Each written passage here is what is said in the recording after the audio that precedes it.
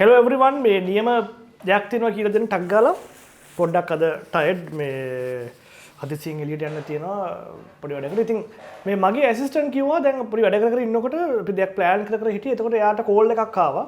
Call එකක් ඇවිල්ලා එයා ෆෝන් එක බලලා කිව්වා මේ මන් දන්නේ නැහැ ඇයි එයා මට කෝල් කරේ කියලා කිව්වා. කියන්නේ ෆෝන් එක කට් කරලා එයාට කරදරින් වගේ මන් දන්නේ නැහැ ඇයි එයා මට කෝල් කරේ කියලා. අන්න එහෙම කිව්වා. කොහොමද කියන්නේ ඒක?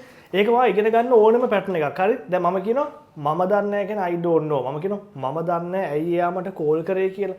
I don't know why she මම she කියලා ගන්නකො. I don't know why she called me. මන් දන්නේ නැහැ ඇයි එයා මට කෝල් කරේ කියලා. තේරෙනවද? verb එක past tense. තව එකක් බලමු. මම දන්නේ නැහැ ඇයි එයා ගියේ කියලා. I don't know why he went. I don't know why she went. මන් දන්නේ නැහැ ඇයි එයා ගියේ කියලා. මන් දන්නේ ඇයි එයා කාර් එක විකුණුවේ කියලා. අපරාධනේ. I don't know why she sold the car. I don't know why he sold the car. ඕනතරම් කියන්න පුළුවන්. මන් දන්නේ ඇයි එයා මට බැන්නේ කියලා. I don't know why she blamed me. present tense එකක් ගන්න පුළුවන් past mode නෑ. මම කියනවා මන් දන්නේ ඇයි එයා මට කැමති කියලා. කොහොමද කියන්නේ? I don't know why you like me. මන් දන්නේ ඇයි එයා මට බනින්නේ කියලා. ඕනතරම් කියන්න පුළුවන්. මේ I don't know why you blame me. නැත්නම් scold me. දැන් කෙනෙක් කියන්න පුළුවන් අර කියලා කියන શબ્ද දෙන නිසා that දානවද සර් කියලා නෑ.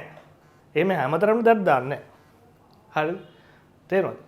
දැන් මම කවුද මේ අපේ මේ අමේෂ්ගෙන් අහනවා අමේෂ් මේ කොහොමද කියන්නේ මේ නෝතරේ මන් දන්නේ නැහැ අයියෝ මාව රවට්ටන්නේ කියලා. නැත්නම් රවට්ටුවේ කියලා කොහොමද කියන්නේ?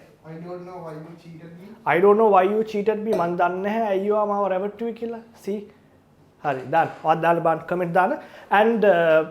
and one more thing guys but ඔයාලට මොකක් හරි මේ එපා වෙච්ච පැටලවිච්ච අපිරි වෙච්ච ඉංග්‍රීසි පැටර්න් එකක් තියෙනවා නම් දාන්න අනිවාර්යයෙන්ම කමෙන්ට් කරන්න. මම එක 1 minute එකක් කරලා ඔයාලට කියලා දෙන්නම්. see you in the next video.